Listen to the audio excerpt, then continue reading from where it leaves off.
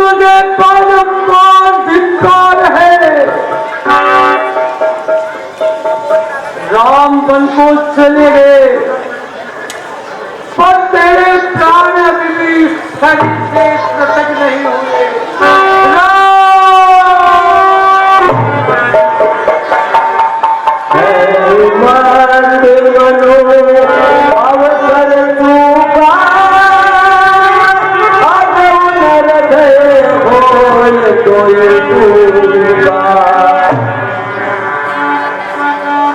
अरे लीचमान, तू बहुत ही अच्छा मौका चूक गया। तो राम वन को चले गए और तुमके साथ नहीं गया।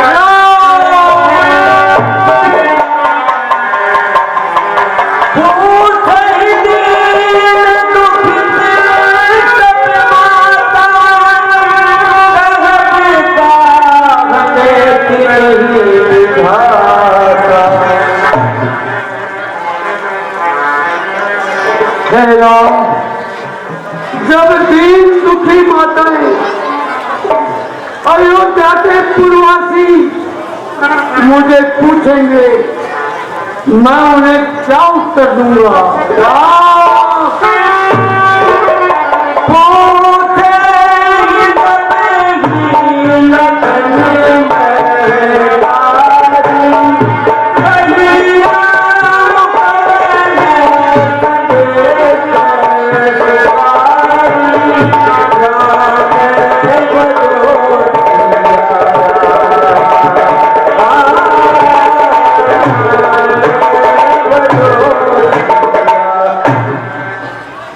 लक्ष्मण जी की माता मुझसे पूछेगी तो मैं उन्हें क्या जवाब दूंगा? राम जननी जब आए ही धाई, सुमति बच्चु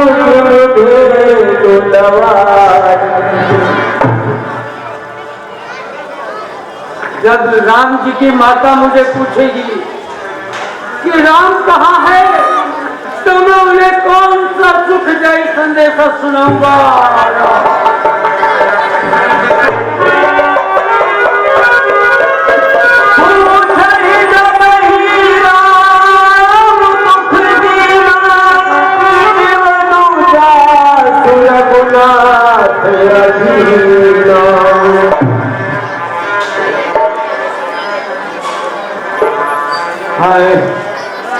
अयोध्या जाकर मैं क्या संदेश दूंगा? अब मैं कौन सा मुंह लेकर उन्हें उत्तर दूंगा कि मैं राम को वन में छोड़ आया।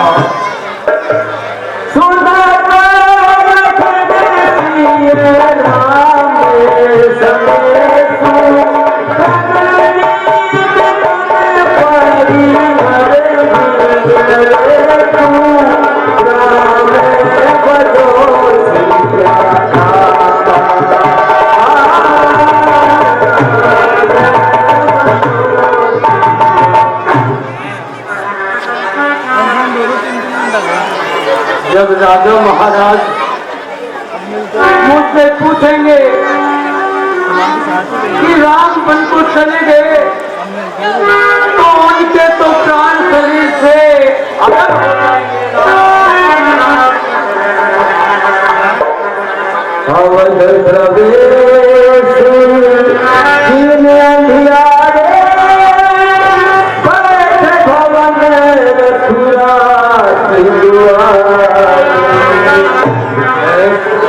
अब रात्रि का समय हो गया है, मुझे अयोध्या में प्रवेश करना चाहिए।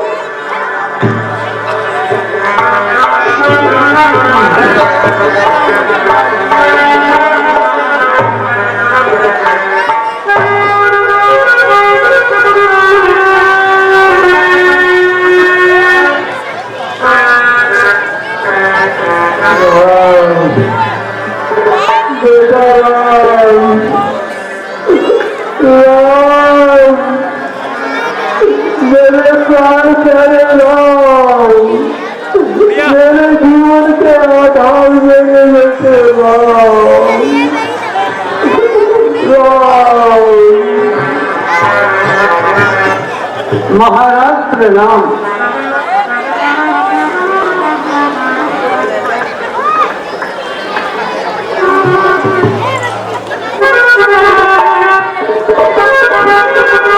महाराज जी, आपको जो सुमन जी है वह प्रणाम कर रहे हैं। आप उठिए और इनको जवाब दीजिए। क्या कहा? आज वो सुमन कहाँ है? कहाँ हो? कहाँ है तुम? आर्य सुमन राम कुशल कहु सखा चले रघुनाथ लगल आर्य समझ श्री राम की प्रसन्नता और लक्ष्मण और सीता दोनों की प्रसन्नता वो बंदे कैसे हैं? कुशल पूर्वक है या कहाँ पर है? तो तुम कहो आर्य समझ। आज फेर की पन ही सिधाए सुनत सची लोकन जल जाए। आर्य समझ तुम उनको लौटा के लाए हो या नहीं लेके आए हो? राम सुनाई दीन बनवासु सुधि मन भयउ न हरसु भयाई। आर्य सुमंत, मैंने जब राम को वनवास दिया तो न हंसी हुई और न सुख हुआ, शहर को उसने स्वीकार कर लिया। ऐसा पुत्र संसार में कहाँ हुआ? सो सुख छुड़क गए नकाना तो पापी मेरे पुत्र राम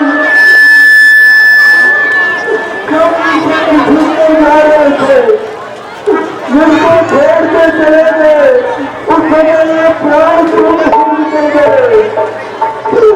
ऐसा मैं नहीं पिता ऐसे पुत्र को जाने पर प्राण अभी तक रखा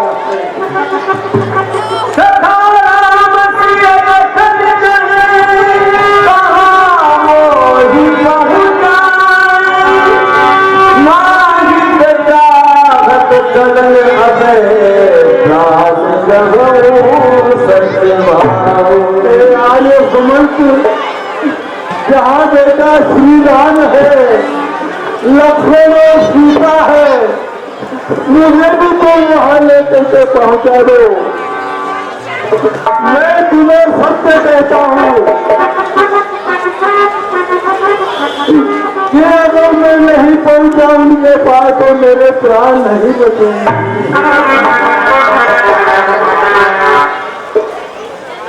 सजीव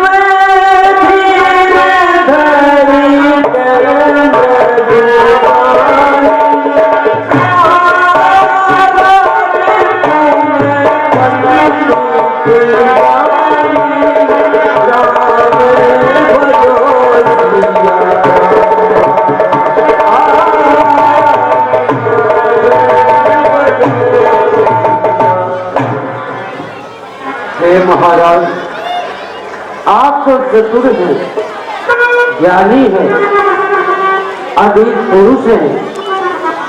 आप धीरज धरिए और शोक का परित्याग कीजिए। प्रथम बास तम सा भयऊ तू सरसुर सरिती नारायण है जगपाल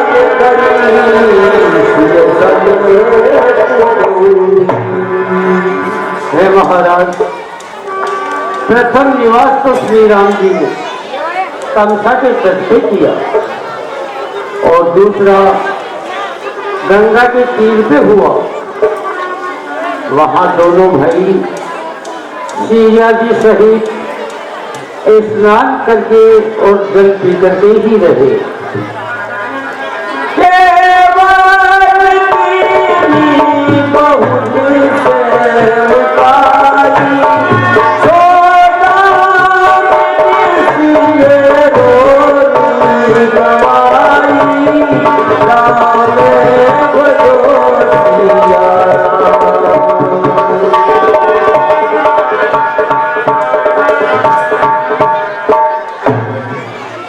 महाराज निषाद ने उनकी बहुत सेवा की। वह रात्रि श्रृंगवेरपुर के पास ही बिताई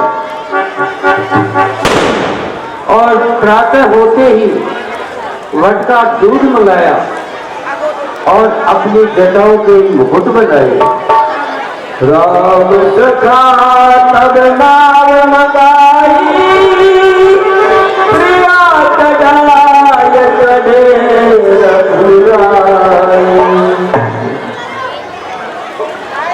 फिर श्री राम ने अपने सखा निषाद राज को कह करके और नाव मंगवाई। पहले सीता जी को नौका में बिठाया, फिर श्री राम जी सवार हुए और श्री राम का इशारा पाते ही लक्ष्मण जी उसमें सवार हो गए। तात प्रणाम तात संग देवो बार बार पद पंकज।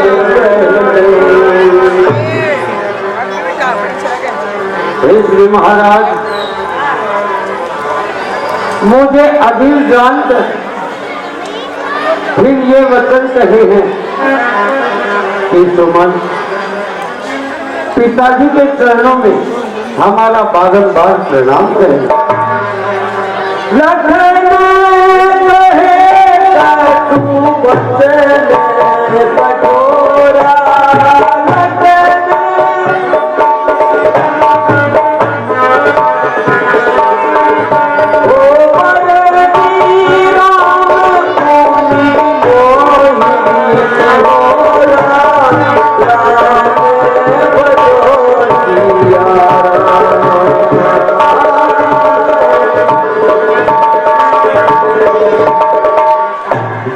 महाराज लक्ष्मण जी ने कुछ कठोर वचन कहे, लेकिन श्री राम ने मुझे बार बार निहोरा करके और अपनी सौगंध दिलाकर यही कहा कि पिताजी से जाकर के मत कहना। तेरी अवसर रघुवर रख पाई केवट पार श्री महाराज फिर श्री राम का इशारा पाते ही केवट ने नाव चला दी।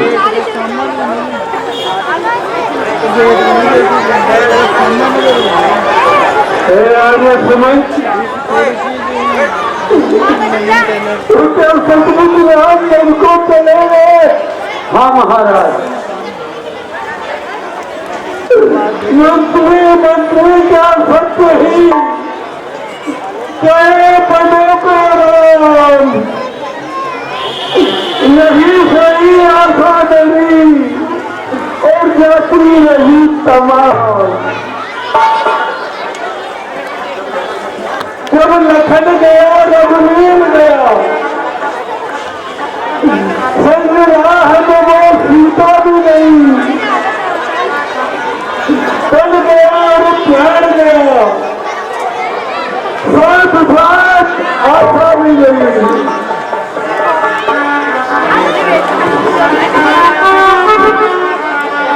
पता चुके हैं बहुत तेरे,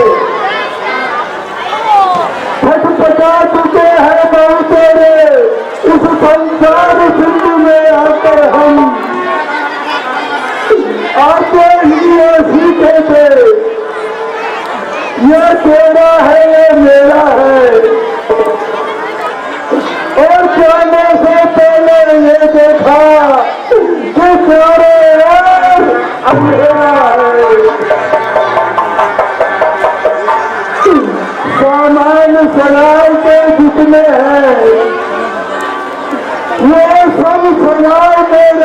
हैं। ये आदमी खाली हाथ आता है और हाथ के साले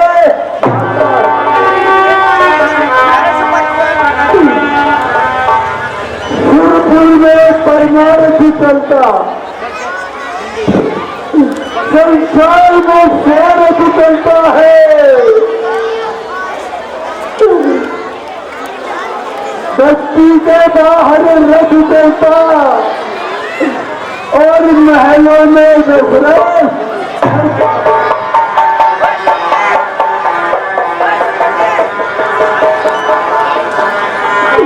महाराज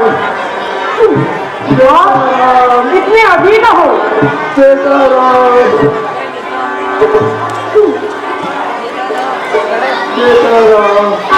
महाराज युग तो यथा सागर है, आप विलाप ना कीजिए। आप इस चिंता से वंचित हो जाइए, क्योंकि आप चिंता करते हैं तो हमारा भी मन घबराने लगता है। हे राम, हे बेटा राम, मैं तुम्हारे बिना अयोध्या में जीवित नहीं रहूंगा, नहीं रहूंगा, राम, राम तुम कहाँ हो? तुम मुझे दर्शन क्यों नहीं देते? हे धरती माता, तुम मुझे स्थान क्यों नहीं देती? मेरा राम मेरी आंखों के सामने से चला गया और फिर भी मैं जिंदा हूँ। आर्य समझ, अब मेरे प्राण नहीं बचेंगे, नहीं बचेंगे, नहीं बचेंगे। राम, राम, राम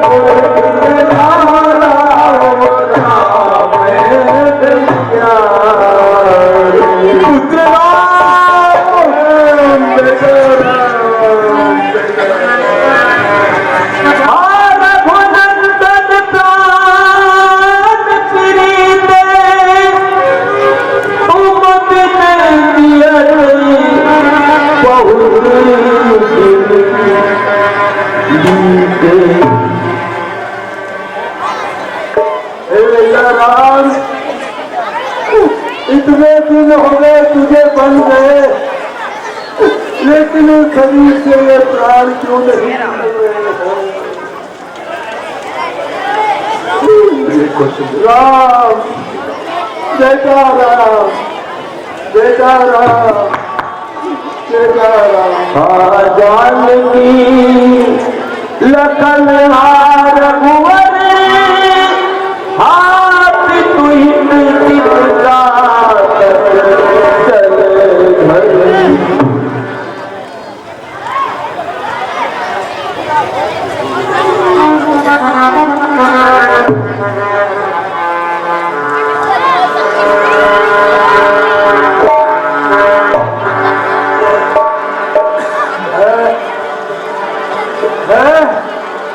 ये क्या? ये काली काली मूर्तियां मुझे आकाश में दिखाई दे रही है।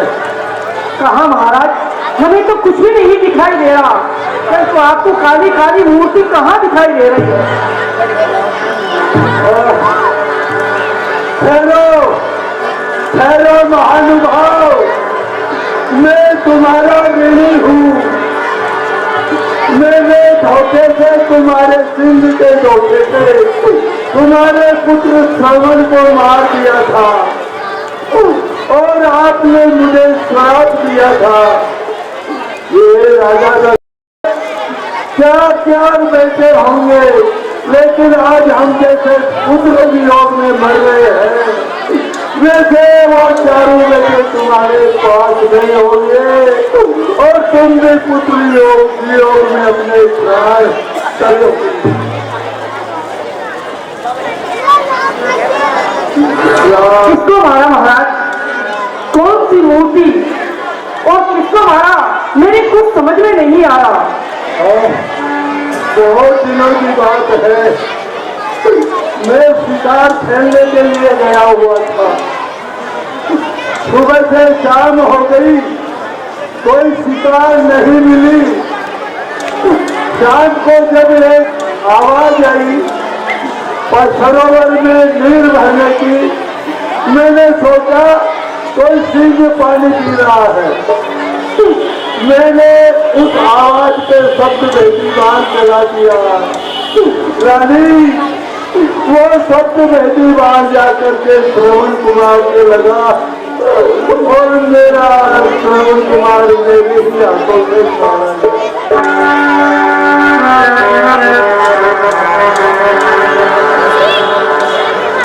और श्रवण कुमार के पास जाने पर उसने मुझे कहा, हे अवधेश प्रणाम। फिर उसने कहा, आप कौन हो? मैंने सारी बात बताई तो श्रवण ने कहा, मेरे माता पिता को मैं तीर्थ यात्रा कराने लाया था और उनको प्यास लगने पर मैं यहाँ जल लेने आ गया और उनको पेड़ के नीचे विश्राम करा के आया। यहाँ आपके बाण से मेरा ये प्राण निकल जा रहा है। माता पिता मेरे कैसे हैं? आप जाकर के उन्हें जल पिलाइए, यही आपके लिए सही ना हो।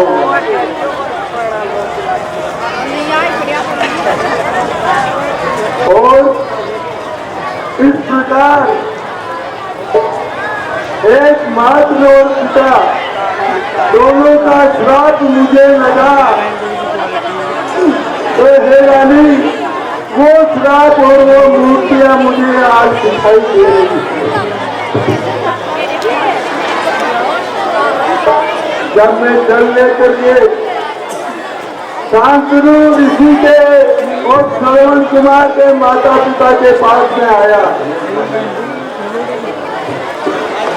तो मैंने प्रणाम किया। तो शांतनु ऋषि ने कहा, आप कौन हैं? मैंने कहा, मैं दशरथ हूँ, और शिकार के धोखे में आपका पुत्र श्रवण मेरे हाथ से मारा गया। आप जल पीजिए। शांतनु ऋषि ने, ए दशरथ, अब हम जल नहीं पिएंगे, तेरे हाथों का जल नहीं पिएंगे, और तुमने हमारे पुत्र को मारा है तो तेरे हाथों का जल हम कैसे पी सकते हैं? हे माता पिता, मैंने कहा हे माता पिता आप जल ग्रहण कीजिए, तो ऋषि शांतनु ने कहा हमारे पुत्र की हत्या करके और तुम मुझे जल पिलाना चाहते हो, और हाथ में जल लेकर के कहने लगे जल लाया है, चल जाइए, जल निर्जल ही प्राण गवाएंगे। जिस जगह गया है पुत्र श्रवण, अब उसी जगह हम दोनों भी जाएंगे। लाया है तो ला जल दे, पर तू क्या जल दे सकता है? जीने और मरने पर एक पुत्र ही जल दे सकता है। और जल लेकर के रानी उन्होंने मुझे श्राप दिया, यह है दशरथ,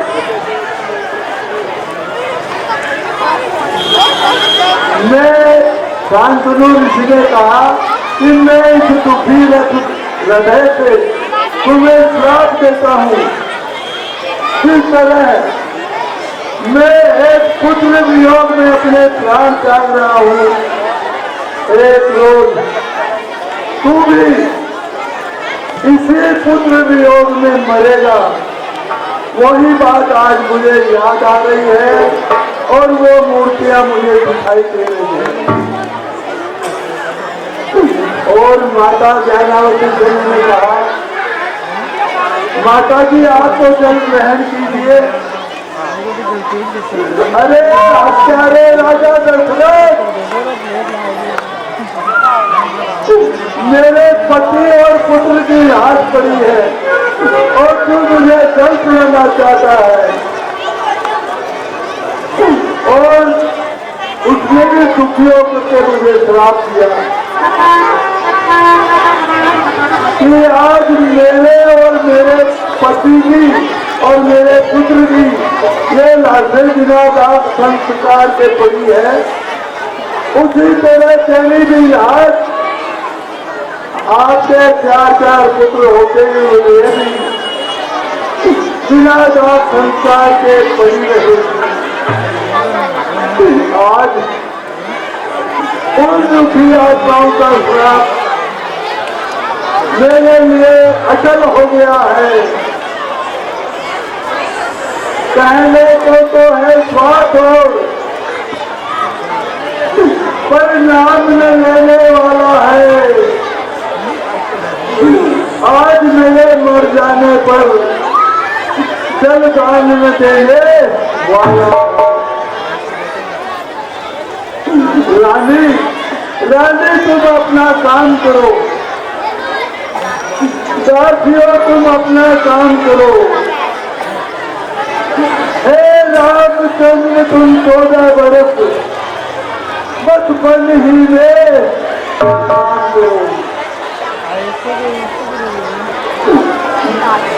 ये पृथ्वी कायम रहे, दीपक तो कायम रहे, क्यों धोखा देकर चलता है? तो उन महलों में प्रकाश करो, केवल दशरथ ही चलता है।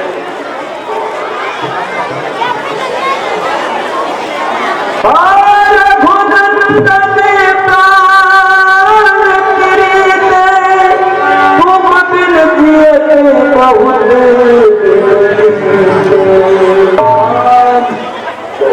बेटा राम, हे रघुनंदन, तुम्हारे बिना मुझे भी देखते दिन हो गए। अभी शरीर से प्राण लेना चाहते हैं राम। जानकी लखन हार घुवर हाथ तुहित चित चातक जल धर। हे राम, पुत्र राम, पुत्र लक्ष्मण, पुत्र वधु सीता, तुम्हारे बिना ये अभागा पिता इस तरह से तड़प रहा है, मानो चाहते थे एक बूंद के लिए तड़पता रहता है।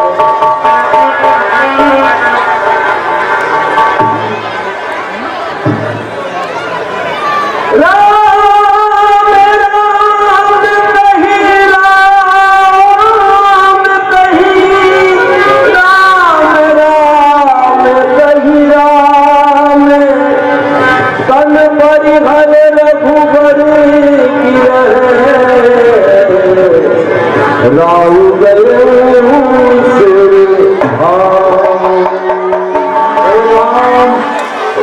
बेटा राम, ठहरो, ठहरो, मैं तुम्हारे पास ही आ रहा हूँ बेटा राम, मैं तुम्हारे पास ही आ रहा हूँ।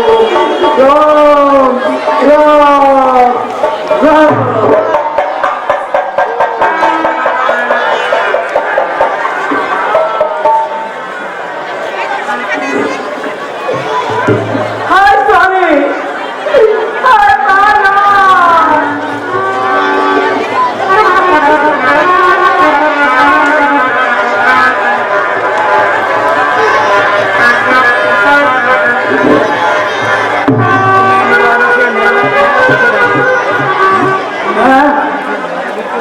महलों को कोलाहल कैसा? गुरुदेव प्रणाम। आयुष्मान पर आज महाराज का देहांत हो गया, सूर्य कुल का सूर्य अस्त हो गया।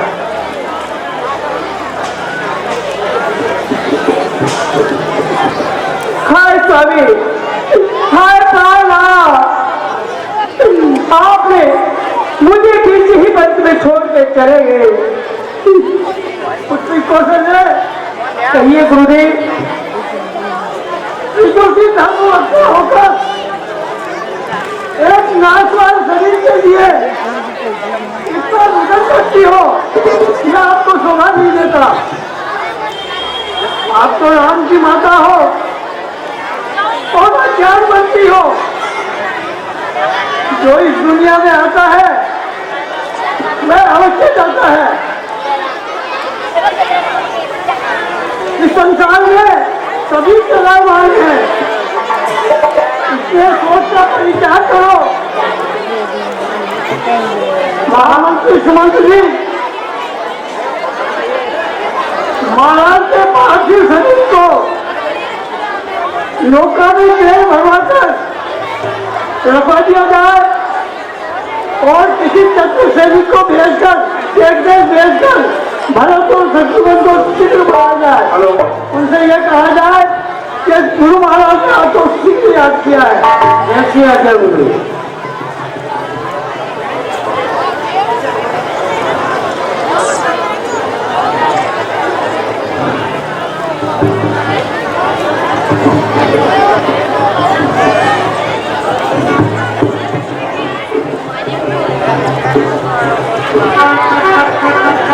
महामंत्री जी को प्रणाम स्वीकार हो।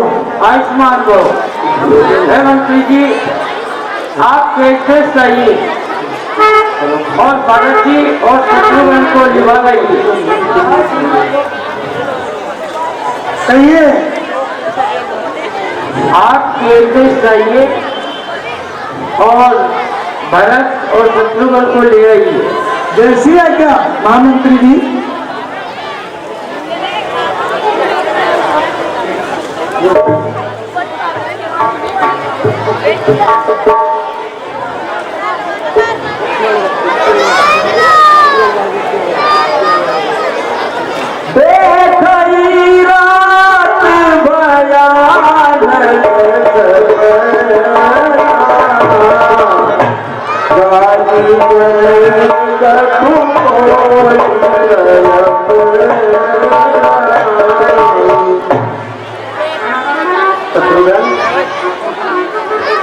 रात्रि को मैंने एक भयानक स्वप्न देखा, जिसे देखकर मुझे बहुत चिंता हो रही है।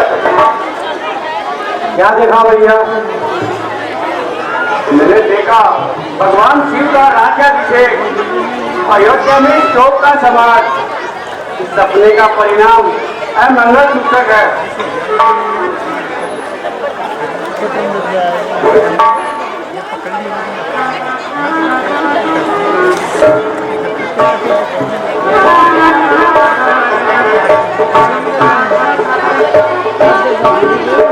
राजकुमार को प्रणाम स्वीकार हो। आओ दामन, आओ। कैसे आना हुआ? अयोध्या में सब तय कुशल तो है। हे राजकुमार, आपके गुरु महाराज ने आपको अति शीघ्र याद किया है। आप अभी पधारिए। शत्रुघ्न, गुरुदेव ने हमें याद किया है, इसलिए हमें शीघ्र ही चलना चाहिए। चलिए भैया।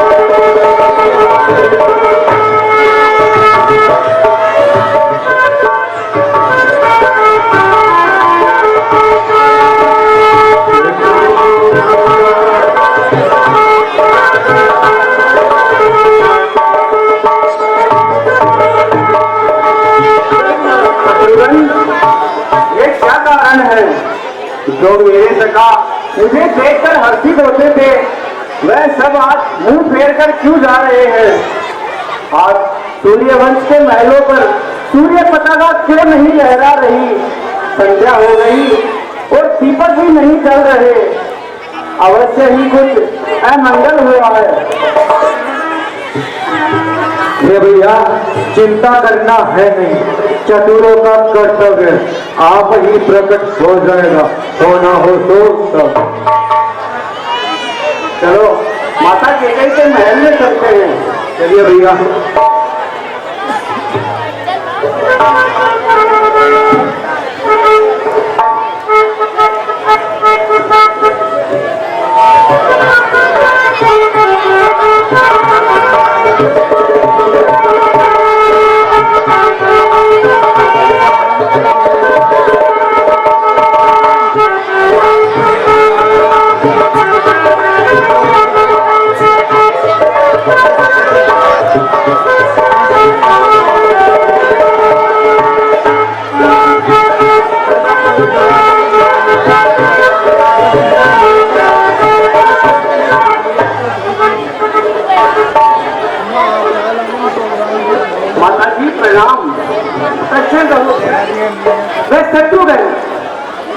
आओ बेटा, फिर आगे।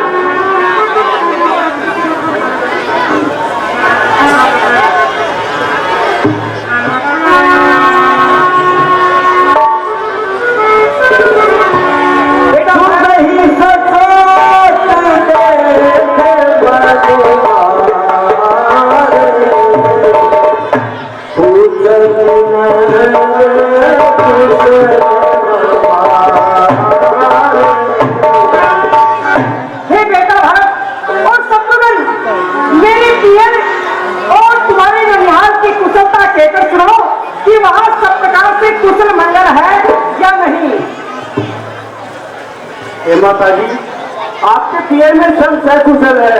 आप यहाँ की कुशलता सुनाइए। कहूँ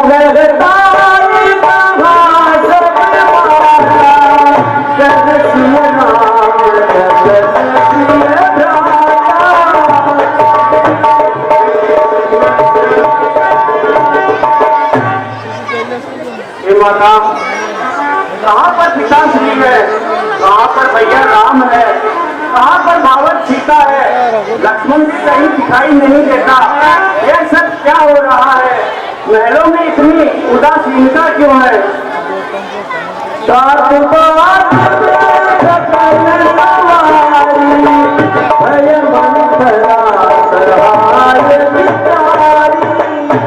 हे बेटा भरत, मैंने यहाँ का सारा काम काज संभाल लिया है और जो दासी मंत्रा है उसने भी मेरी सहायता की है। बेटा क्या कहा?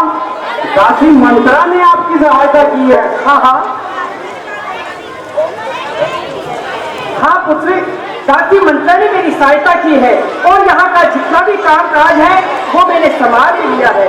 परंतु कुछ कार्य विधाता ने बीच ही पंच में बिगाड़ दिया। वह कौन सा कार्य है माता जी? तुम्हारे पिताजी का स्वर्गवास हो गया।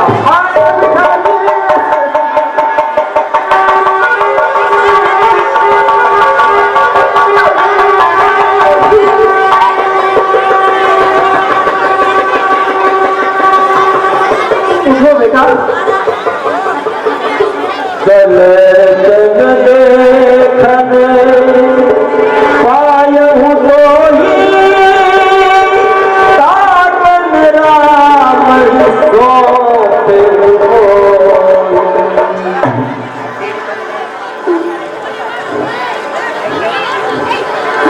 पिताजी, मैं चलते समय आपके दर्शन भी नहीं कर पाया।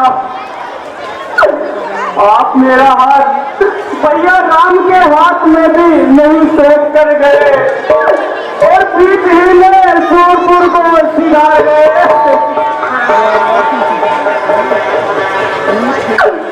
हे माता जी, हमारे पिताजी के मरने का कारण बतलाइए। बेटा भरत, कारण कुछ नहीं है। तुम्हारे पिताश्री के पास मेरे 2 वरदान खाती बतौर रखे हुए थे। समय पाकर मैंने आपके पिताश्री से वो दोनों वरदान प्राप्त कर लिए। पहले वरदान में तुम्हें यहाँ का राज, दूसरे वरदान में श्री राम को 14 वर्ष का वनवास। क्या कहा? धीरज धर भले ही उदाता, पापिन सब ही भांति गुणनासा। क्या कहा? भैया राम को वनवास। घर पापिनी माँ, तुम हमारे कुल का सब प्रकार से नाश कर दिया। जो बेनूच रही अभी तो ही जनमत गाए हमारे कोई। हे माता, जब तेरे हृदय में ऐसी दूसरी इच्छा थी तो जन्म से ही मुझे क्यों नहीं मार दिया? मेरा गला क्यों नहीं दबा दिया?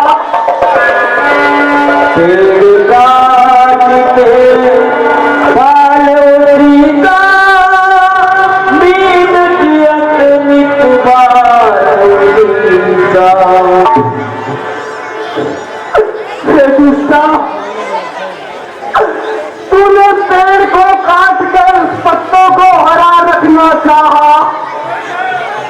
अरे जल से मछली को निकाल के उसे जीवित रखना चाहा।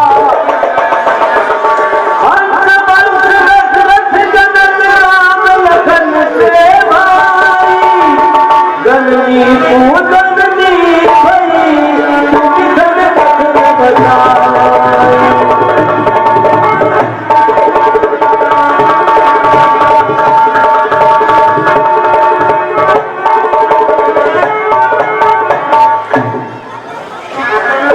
हमारा सूर्यवंश हंस के समान है।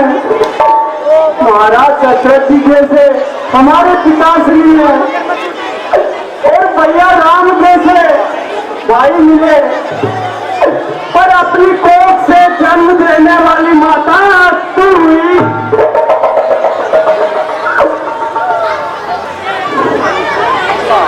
सबसे घूमती घूमत खंड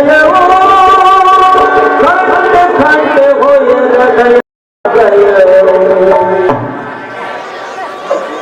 जब तेरे हृदय में ऐसी कुमती ने आकर निवास किया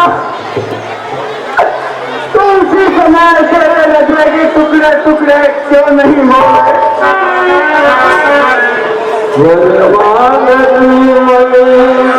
भाई नहीं पीरा करी नसीब मुँह परे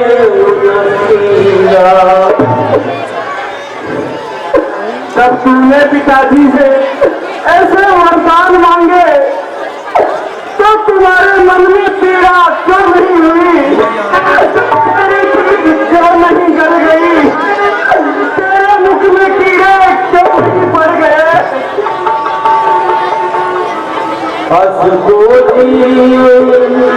जंतु जग माही यही रघुनाथ प्राण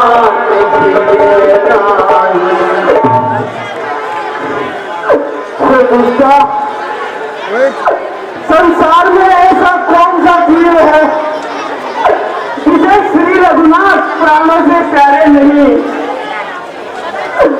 बेटा भरत, मैंने जो कुछ किया है वह सब तुम्हारे भले के लिए किया है।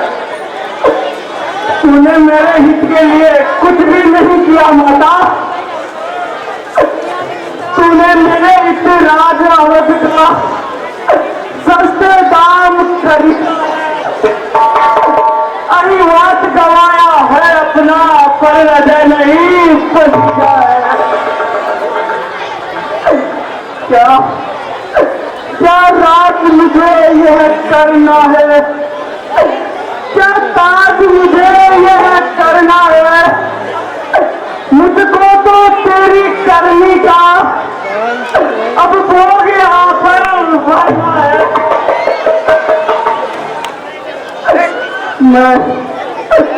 मैं सेवक राम के चरणों का यह रात मुझे स्वीकार नहीं, यह रात मुबारक हो तुमको, इस रात की मुझको सरकार नहीं। तुम मन में यही समझ लेना कि बेटा जन्मा ही नहीं मेरे, मैं समझूंगा बे माता हूँ, कोई माता नहीं है।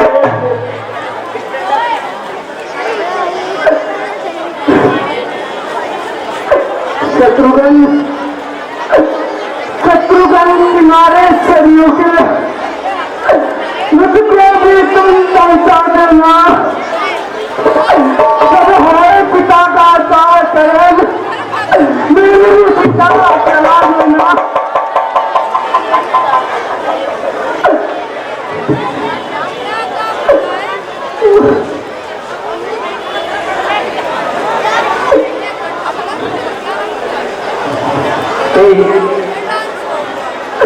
परमात्मा, यह सब दिखाने से पहले मुझे मौत क्यों नहीं दी, क्यों दिखाता दुख मुझे, रहम कर परमात्मा, जिस तरह से हो सके कर जिंदगी का खात्मा।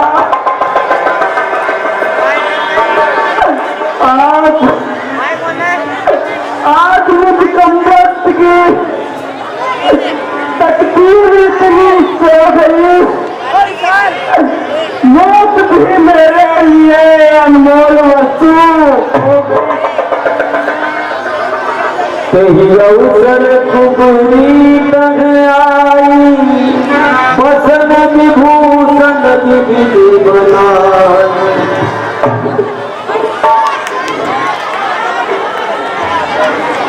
आज तो मेरा घट ललवाया है, आज मैं अपनी कुकर को सोने से बनवाऊंगी।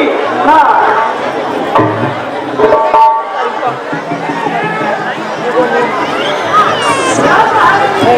सचमुच हो दासी,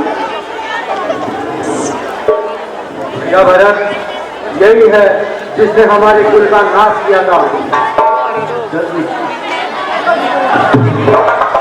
नहीं शत्रुघ्न, नहीं, स्त्री पर हाथ उठाना क्षत्रिय का धर्म नहीं।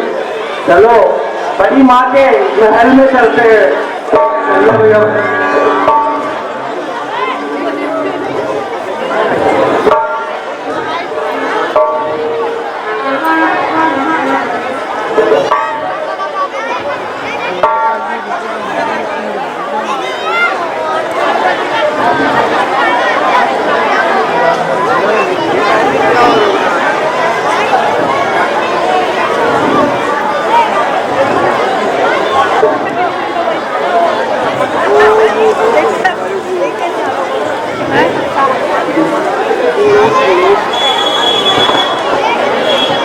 माता जी प्रणाम।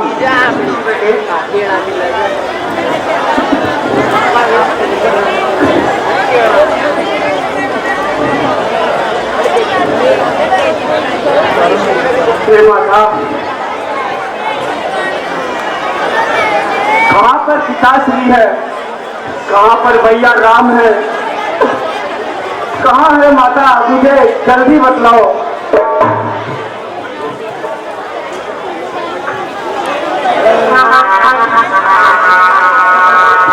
ये गई गत जननी जगमाना, जो जननी भैया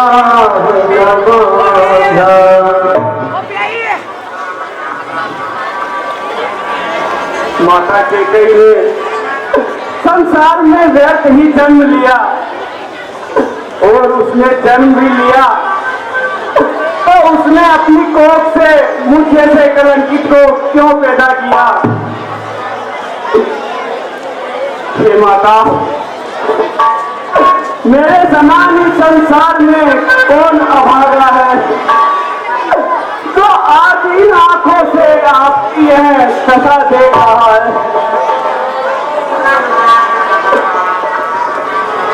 बेटी भरत, अब तो आ गया है, अब तो आप राजा भी बन गया। हे बेटा, सुख चैन से जाए संभालो, तेरे मन की कामना पूर्ण हो गई।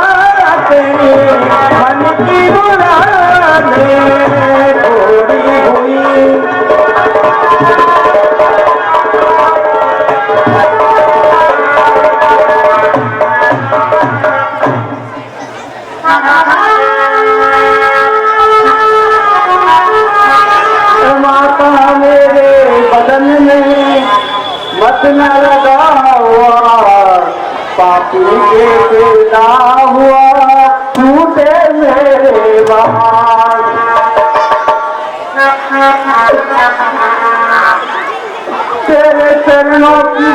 अन्य माता मुझे इस शरारत का बिल्कुल पता नहीं। जाम दे तो तुम्हारी खुशी, वरना इसलिए मेरी कोई चला ही नहीं। राम को बेगवन करूँ राज में, मेरे दिल का तो बिल्कुल मुद्दा ही नहीं। मैया कैसे बंधाऊँ मैं तुमको यकीन, सिवा ईश्वर के कोई सवाल नहीं। राम मौजूद होते अगर इस जगह,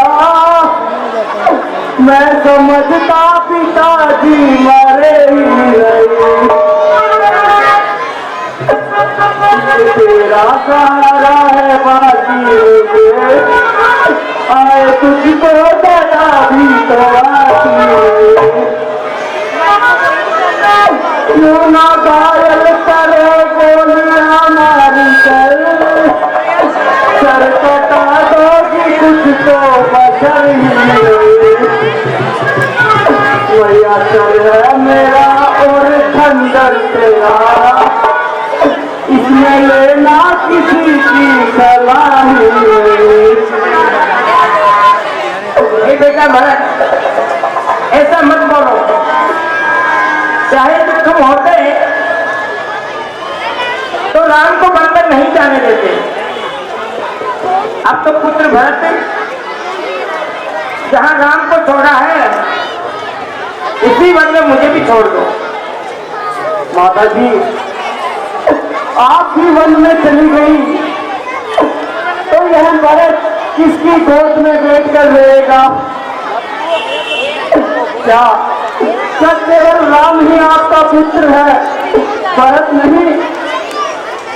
मैं तो इसलिए आपके पास आया था, आप अपने इतने बड़े हाथ मेरे सर पर रखोगी, परंतु इसके लिए वह विधाता दोषी है, मेरा कोई दोष नहीं। विधाता ने इस संसार में कई जैसी नारी को व्यर्थ ही जन्म दिया, और जन्म ही दिया तो उसे बांध क्यों नहीं बनाया, जिससे मेरे जैसा उनका कलंकित पैदा ही नहीं होता। हे माता, राम भैया तो वन में जाने से अधिक पीड़ा तो मुझे इस बात की हो रही है कि आज आपको भरत पर संदेह हो गया। बस हे माता जी, मैं भगवान की शपथ खाकर कहता हूँ, यह जो कुछ भी हुआ है इसमें मेरी लेश मात्र भी सम्मति हो तो उसमें मेरा सारा ज्ञान, गुरु की दी हुई विद्या अभी खत्म हो जाए और संसार के सभी दुखों, सभी पापों का दंड मुझे मिल जाए। भरत मेरे लाल, ऐसा मत बोलो। माता जी, आप तो ममता की मूर्ति है, मुझे पूरा भरोसा था भले ही राम भैया मुझ पर संदेह कर ले, परंतु आप मुझ पर कभी संदेह नहीं करेंगी। माता जी, मैंने आपकी ही गोद में अधिक स्नेह पाया है, और अगर आप उसी गोद में मेरे लिए स्थान नहीं है तो मुझे जिंदा रहने की कोई भी इच्छा नहीं है। इससे तो अच्छा मुझे मौत आ जाए।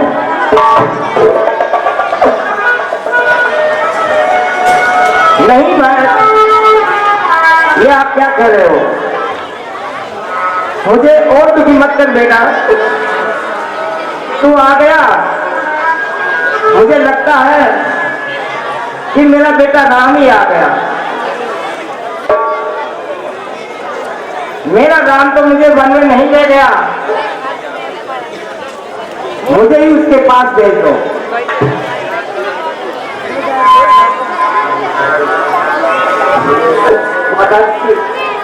मैं आपको वन में नहीं भेजूंगा, परंतु वन में जाने वालों को अवश्य ही अपने घर में ले आऊंगा। हे बेटा भरत, मुझे ऐसे सपने मत दिखा। इस सपने को सच करना ही मेरा परम कर्तव्य है। मैं पूछता हूँ, आपने उन्हें वन में जाने की आज्ञा कैसे दी? अपने अधिकार से उन्हें रोका क्यों नहीं? कैसे रोकती उनको? मुझे तो मेरे को तो ज्ञान उपदेश दे करके वन को चला गया। माता जी, तुझे ऐसे महान भाई मिले, फिर तेरे जैसी माँ की कोख से जन्म क्यों नहीं मिला? कैकेयी ने सत्कर्म क्यों नहीं किए? यदि आप मेरी जननी होती तो मुझे ऐसा कलंक कदापि नहीं लगता। हे बेटा, तेरा कोई दोष नहीं है, सब विधाता का खेल है। माँ, आप जैसी उदार माँ कहाँ मिलेगी? परंतु सारा संसार तो मुझे ही इस अनर्थ की जड़ कहेगा कि भरत ने ही राजा बनने के लिए यह षड्यंत्र रचा था।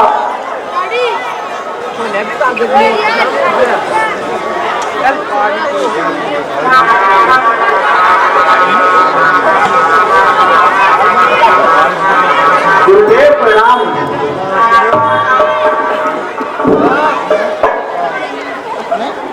महारानी कौशल्य, क्यों तो स्वयं उधर करती हो, तो अपने पुत्रों को उड़ाती हो। कौन हाथ प्रबल है? गुरुदेव, आप मेरी रक्षा कीजिए। इस समय पिताजी की मृत्यु और भाई का वियोग गणित स्वयं के कारण मेरी बुद्धि कुंठित हो चुकी है। इसलिए आप मेरा मार्गदर्शन कीजिए।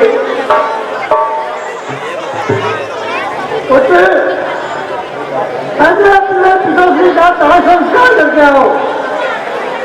कैसी आज्ञा गुरुदेव?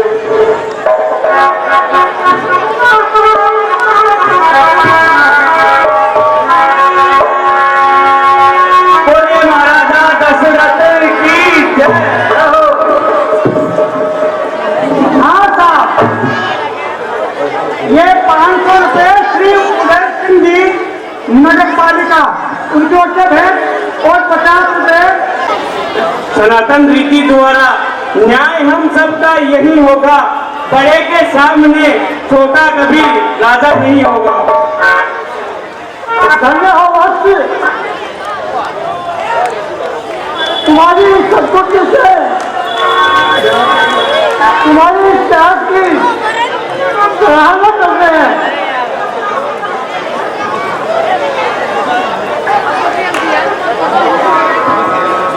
सुना हो भरत भावी प्रबल, बिलख रहे मुनिनाथ, एक हानि लाभ जीवन मरण, दस अपदस विहार। हे भरत, कौन हाथ बलवान है? सब विधाता के हाथ है। हानि लाभ, 10 अपयश, जन्म और मरण, ये सब विधाता के हाथ है। ऐसा विचार कर हमें किसी को दोष नहीं देना चाहिए और ना ही किसी पर दोषारोपण करना चाहिए।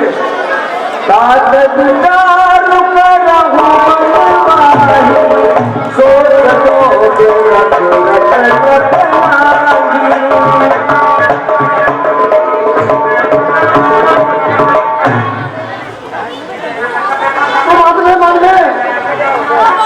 विचार कर देखो, अयोध्या नरेश जैसे नीतिवान राजा थे,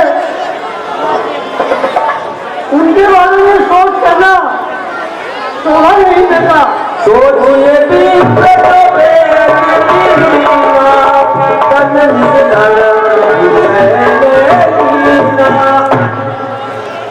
उस ब्राह्मण का सोच करना चाहिए जो वेदों को पसंद नहीं करता हो और अपना धर्म छोड़कर बहुत निर्णय होता हो।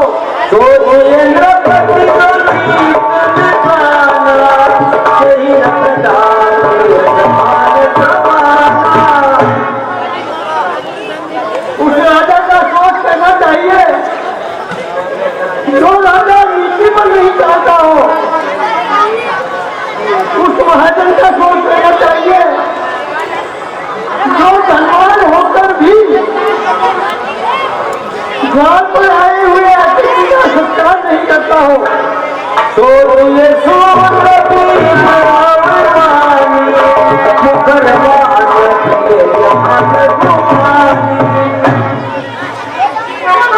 उस व्यक्ति का सोच करना चाहिए जो ब्राह्मण का अपमान करता हो, मार बदल चाहने वाला हो। सोचिए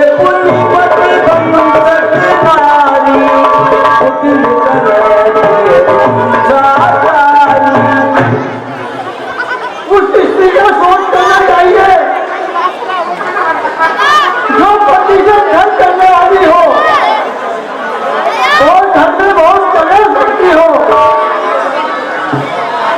और वैसे से विचरण करती हो।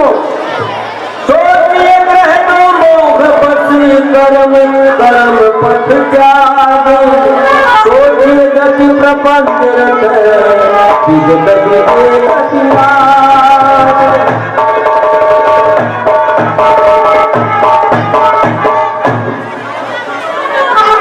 उस गृहस्थ का सोच करना चाहिए जो अपनी गृहस्थ जीवन का पालन नहीं करता हो। उस सन्यासी का सोच करना चाहिए जो दुनिया के प्रबंध में रहता हो।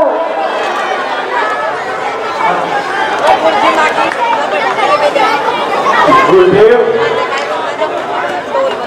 आपने मुझे अच्छा उपदेश दिया है, इसमें प्रजा मंत्री और सभी का हित है।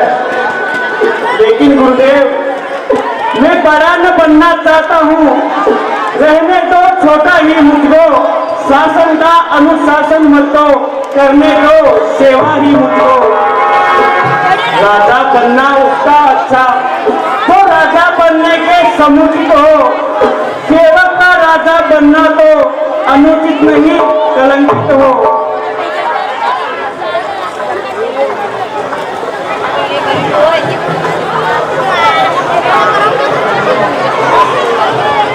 तो अयोध्या की राजगद्दी बिना राजा के कैसे रहेगी?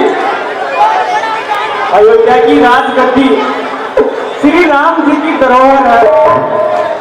इस राज्य पर उनका पूरा अधिकार है। ये आपसे प्रार्थना है कि मैं अपने रूठे हुए प्रभु को वन से वापस लाकर इस राज्य में यह राज्य उन्हें संभालूं और सेवक बनकर उनके चरणों की सेवा करूं। महाराज, तुम्हारे विचार सराहनीय है। राज रक्षा के लिए चतुर सेवकों को यहाँ छोड़ा जाए। जो प्रशासन राम से मिलना चाहते हैं उनको साथ किया जाए और प्रस्थान किया जाए। जैसी आज्ञा गुरुदेव।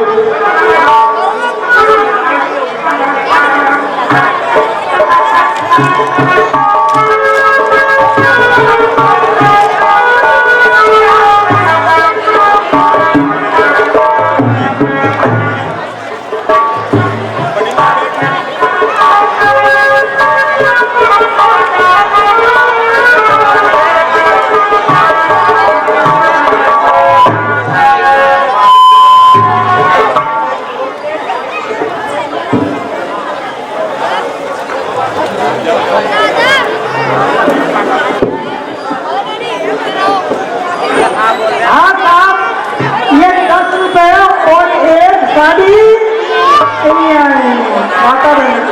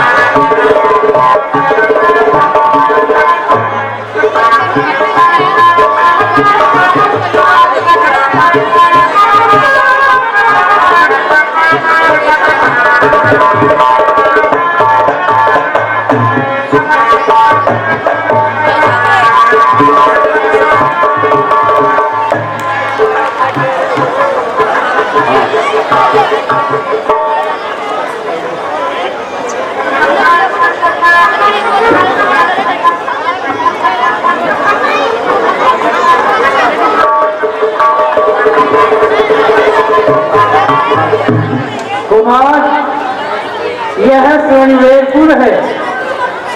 यहाँ के राजा निषादराज हैं। सेवर बोलो, नौकर बोलो, बेकर बोलो, प्रेसर बोलो, देवर बोलो, नहीं खोपर बोलो, फराज बोलो। क्या श्री राम उन्हें मित्र मानते हैं? हाँ, तब तो वो मेरे लिए श्री राम से ही बढ़कर है। मुझे शीघ्र ही उनके दर्शन कराइए। नामा बोले। मेरा नाम सुमंत है। इनका नाम वशिष्ठ जी है। नामा बोले। इनका नाम दशरथ जी के पुत्र श्री भरत जी है। नामा बोले। इनका नाम शत्रुघ्न जी है। ये सब आपके साथ है? हाँ, सब हमारे साथ है सर। चले, कहो क्या कहना है? हमें रात के राजा से मिलना है। निषादराज से? हाँ, ठीक, अभी आता।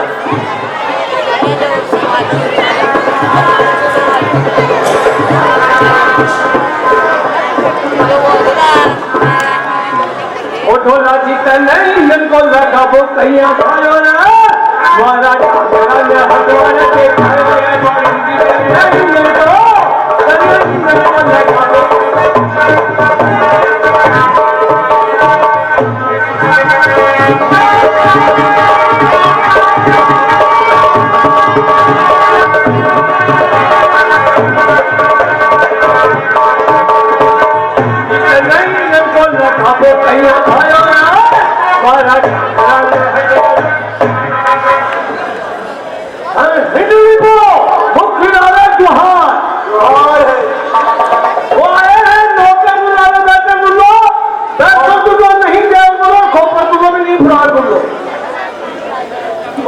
क्या समाचार है? वो आया 72 की साल। क्या 72 साल? अरे 72 साल नहीं, भरत लाल बोल। हाँ भाई और 70 साल। 70 साल नहीं, शत्रुघ्न जी। और 62 साल वशिष्ठ जी। और सुमंत जी। हाँ हाँ, सुमंत जी महाराज, सुमंत जी। वो आपसे मिलना चाहते हैं और सेना लेकर आए हैं और नौका से पार होना चाहते हैं।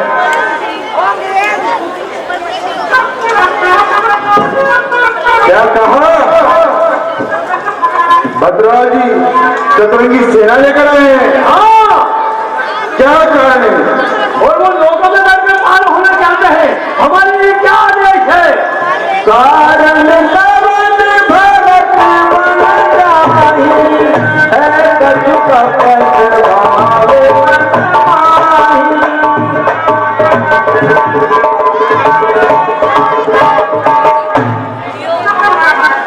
जरूर भरत जी के मन में कपट भाव ने निवास किया है।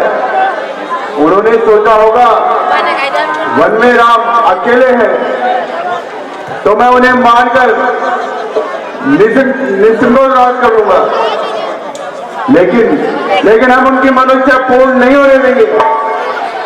हो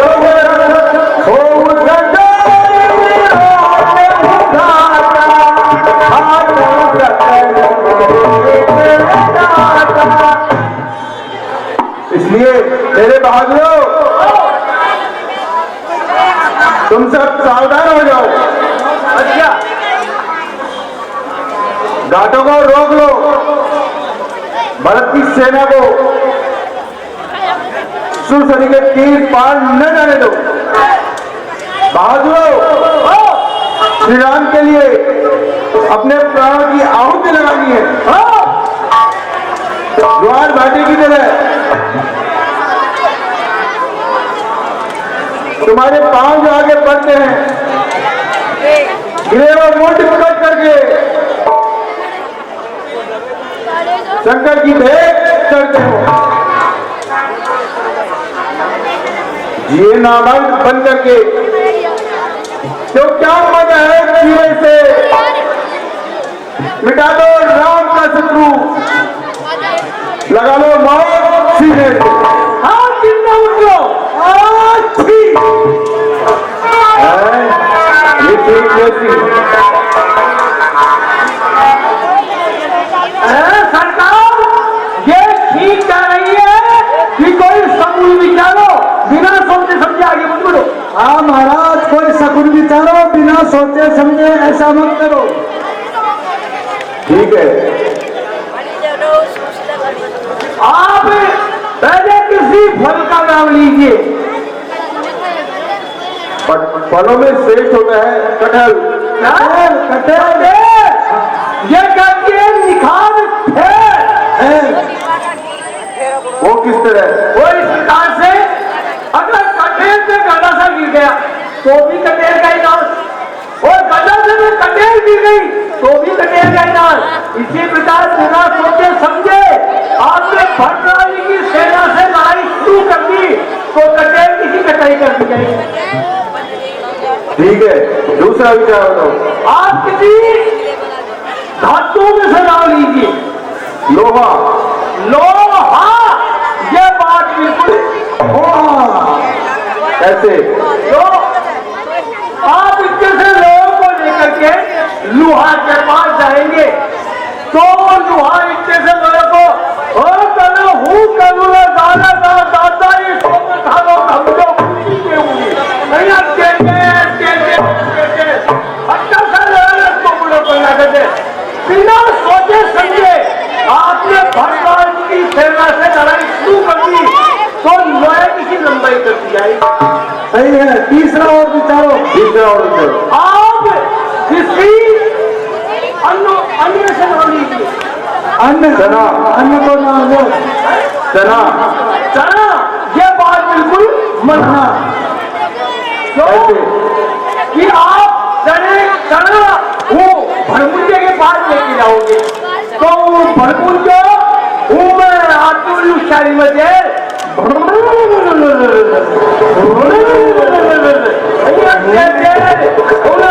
लाल बम करना कर दे तो कोई था ज्ञान हो जाए। तो और बताओ। आप किसी फूलों में से नाम लीजिए। गुलाब। ये मैं दे दूंगा। वो कैसे? हाँ, इसमें सब बातें दस्ती है, इसलिए आप 3 प्रकार की भेंट स्वीकार कीजिए। सजाइए, एक में मछली, एक में हथियार, एक में फूल। अगर वो लड़ने के लिए आए होंगे तो शस्त्रों की भेंट स्वीकार करेंगे, और अगर वो शिकार खेलने के लिए आएंगे तो वो मछलियों में नजर जाएगी, और अगर मिलने के लिए आए हैं तो फूलों की भेंट स्वीकार करेंगे। ठीक है, जाओ और तैयार करके लाओ। तो क्या जाओ भेंट सजा जाओ। अरे करो तो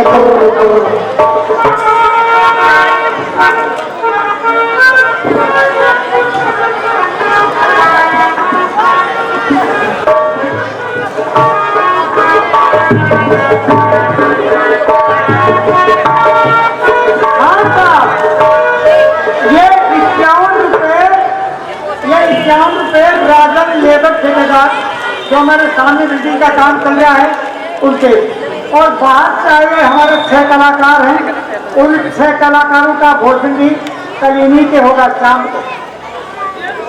बोले श्यामा रामचंद्र भगवान की जय।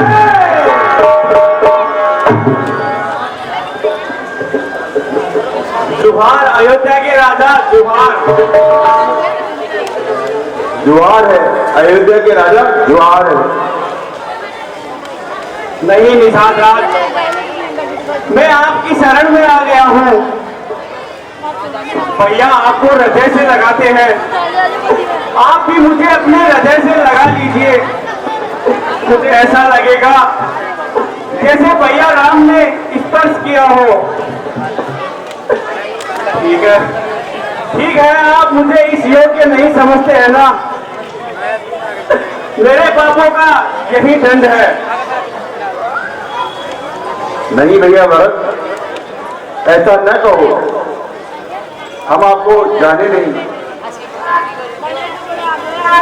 शत्रु, इनके चरण छुओ, यही भैया राम से कहकर हमें क्षमा दिलाएंगे। नहीं कुमार, नहीं। श्री राम सही कहा करते थे, भरत बहुत महान है। क्या भैया मुझे याद कर रहे थे? हाँ, बहुत याद कर रहे। घास के बिछोनों पे सोते और सारी रात आपकी ही बात करते। क्या भैया घास के बिछोनों पर सोए? हाँ कुमार जी, हमारे प्रभु जी यही सोए, हमारा बिछोना ना लिया, हमारा परोसा हुआ भोजन भी नहीं किया, कंदमूल फल खाए, कंदमूल फल खाकर पेट भर लिया, गंगा जी का पानी पिया, फिर नदी पार करके चित्रकूट चले गए। हाय रे अभागे भरत, भैया सूखी घास पर पड़े रहे और तू महलों में रेशमी बिछोनों पर सोता रहा। स्वामी कंद मूल फल खाए और सेवक राजभोग। आर्य सुमन, यहाँ से मैं भी चित्रकूट तक नंगे पांव नहीं जाऊंगा और जब तक भैया के दर्शन नहीं कर लूं, अन्न और जल ग्रहण नहीं करूंगा।